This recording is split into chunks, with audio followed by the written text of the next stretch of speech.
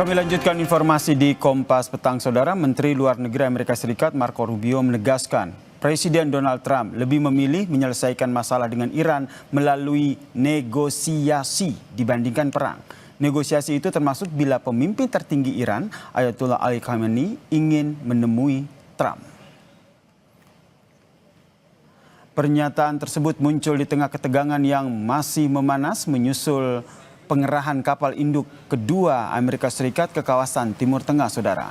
Menurut Rubio, Donald Trump lebih memilih menyelesaikan masalah menggunakan jalur diplomatik dengan Iran.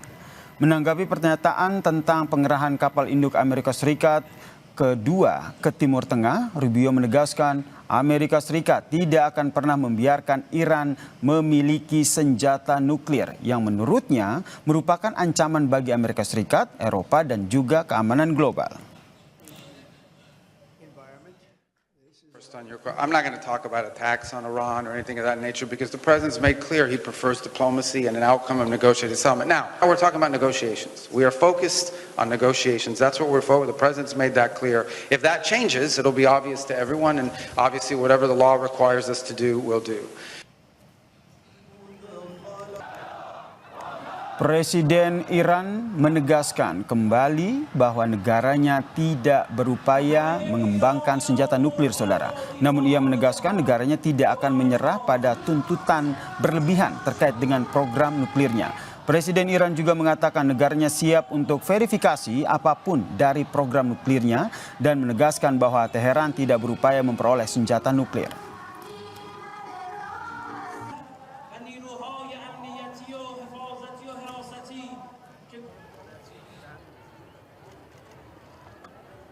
در همین جریاناتی که دشمن تلاش میکرد علیه ما توطئه کنه و یا تجاوزی راه بندازه، همین کشورهای اسلامی بودن یکی پشت سر هم دیگری با ما تماس میگرفتن و دغدغه هاشون رو میگفتن، موضعش خودشون رو اعلام میکردن. از رئیس جمهور محترم ترکیه و از وزیر خارجه‌اش قدردانی میکنیم. Sementara itu, Saudara, Perdana Menteri Israel Benyamin Netanyahu menyatakan setiap kesepakatan nuklir antara Amerika Serikat dan Iran harus memastikan bahwa seluruh fasilitas nuklir Iran dibongkar, termasuk pembatasan program balistik Iran. Pernyataan ini muncul saat Menteri Luar Negeri Iran bertolak ke Swiss untuk putaran kedua perundingan nuklir dengan Amerika Serikat. Perundingan ini diharapkan dapat mencari jalan keluar dari kebuntuan yang telah berlangsung lama. The second is that there shall be no enrichment capability, not stopping the enrichment process, but dismantle the equipment and the infrastructure that allows you to enrich in the first place. And the third is to deal also with the questions of ballistic missiles. Sementara itu, Saudara, Presiden Amerika Serikat Donald Trump mengancam akan mengirimkan kapal induk kedua ke Timur Tengah, Saudara. Dikirimnya kapal induk ini sebagai peringatan terhadap Iran jika gagal mencapai kesepakatan tentang program nuklirnya. Trump menyebut USS Gerald Ford segera meninggalkan wilayah Karibia menuju ke Timur Tengah. USS Gerald Ford akan bergabung dengan kelompok tempur USS Abraham Lincoln yang sudah mengepung Iran sejak Januari lalu. In case we don't make a deal, we'll need it. Are you worried? We'll need it. If we have a deal, we could cut it short. It'll be leaving very soon. We have one out there that just arrived. If we need it, we have it ready. A very big force. How confident are you that our negotiations with Iran will be successful? I think they'll be successful, and if they're not, it's going to be a bad day for Iran. Very bad. Saudara, putaran kedua perundingan nuklir antara Amerika Serikat dan Iran dijadwalkan pada Selasa besok di Jenewa, Swiss, Saudara. Di sisi lain, Presiden Amerika Serikat Donald Trump mengancam akan mengerahkan kapal induk USS Gerald Ford ke Timur Tengah, sementara Iran tetap menolak setiap bentuk tekanan dari manapun. Pertanyaannya, apakah kondisi ini akan mengarah pada konflik kedua negara? Kami membahasnya bersama dengan dosen ilmu politik Universitas Udayana, Evata Filomeno Borromeu, yang telah bergabung bersama kami di Kompas Petang. Selamat petang, Mas Fatah. Terima kasih, selamat petang Mas. Ini kan kalau kita lihat putaran pertama negosiasinya ini nampaknya ya bisa dikatakan menemui jalan buntu begitu kan. Nah, besok akan ada negosiasi putaran kedua di Jenewa, Swiss. Menurut Anda ini kesepakatannya akan ada nggak sih antara Amerika Serikat dan juga Iran terkait dengan nuklir ini? Baik, tentu ini adalah satu pertanyaan yang sangat fundamental ya untuk melihat dan juga membaca eskalasi hari ini terkait dengan situasi Iran. Kita mesti melihat format yang dikirimkan Amerika Serikat untuk nanti mengikuti diplomasi bersama Menteri Pertahanan dari Iran itu sendiri, yaitu adalah Jared Kushner dan juga Steve Witkoff yang notabene bukanlah diplomat murni. Harapannya agar nanti ada pendekatan secara transaksional ya yang dilakukan oleh kedua belah pihak. Dan sebenarnya inilah yang diharapkan oleh Trump terjadi begitu. Tetapi ini tidak diharapkan begitu sangat baik oleh Israel itu sendiri. Mereka menganggap bahwa penghapusan senjata nuklir atau pengayaan nuklir milik Iran ini adalah sesuatu yang sangat eksistensial. Saya mohon maaf tadi terkait dengan Menteri Luar Negeri ya yang dikirim oleh Iran ke sana. Ya ini kalau di sisi lain kan kalau kita lihat kan Donald Trump sendiri sempat mengatakan bahwa lebih mengedepankan menggunakan diplomatik begitu. Meskipun ada sejumlah kapal perang yang sudah dikirim. Anda melihat ini diplomatik, negosiasi yang ingin disampaikan ala Donald Trump ini seperti apa dengan Iran?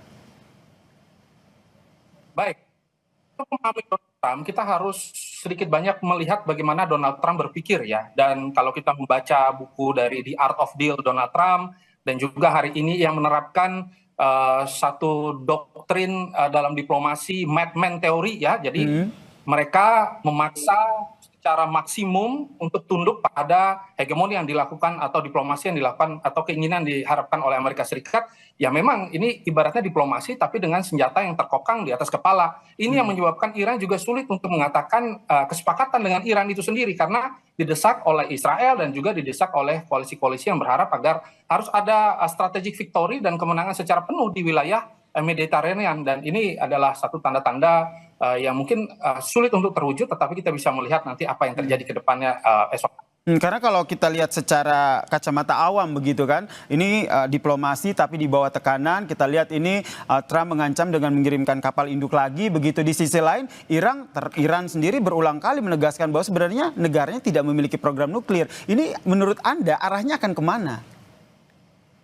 Ya, arah yang paling utama adalah bagaimana nanti ke depannya semoga eskalasi terkait dengan jalan buntu ini tidak muncul ya nanti dalam opsi-opsi yang ada dan tidak ada opsi militer yang digunakan. Tetapi Iran sendiri itu sudah mempersiapkan diri untuk melakukan pertahanan secara penuh dan mempersiapkan strategi perang regional apabila situasi cukup buruk.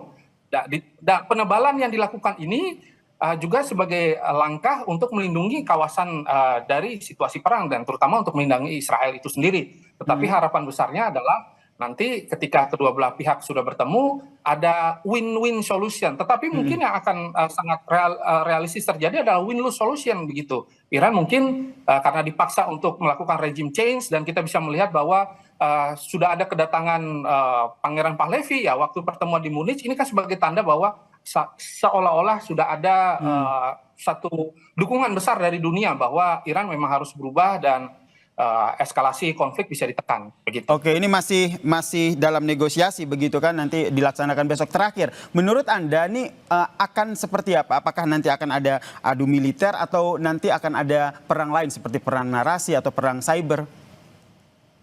Ya, perang cyber sudah terjadi terus-menerus. Kita bisa melihat bagaimana angkatan siber dari Iran sendiri juga bahkan mereka sudah memiliki teknologi baru. Cina juga sudah mengirimkan berapa radar-radar baru yang bisa melacak pesawat F-35. Terus juga kita bisa melihat bagaimana Amerika melakukan intercept untuk mencegah pembelian minyak yang dilakukan oleh Cina. Secara politik juga masih naik turun. Tetapi kita bisa melihat bahwa sebenarnya tujuan utama dari ini semua untuk show of force. Amerika Serikat juga ingin menunjukkan bahwa kami memiliki segalanya dan kami akan sangat siap dan opsi terburuknya adalah menggunakan militer dan decapitation strike seperti yang dilakukan terhadap Venezuela. Kita nantikan ya bagaimana negosiasi kedua yang akan dilaksanakan esok di Jenewa, Swiss. Terima kasih Mas Aifata Fulemeno Borromeo Duarte selaku dosen ilmu politik Universitas Udayana telah bergabung bersama kami di Kompas Petang. Salam sehat. Salam sehat, terima kasih. Usai jeda saudara, Kompas Petang akan hadir dengan informasi Presiden Prabowo Subianto bertolak ke Amerika Serikat untuk bertemu dengan Presiden Amerika Serikat Donald Trump, membahas kerjasama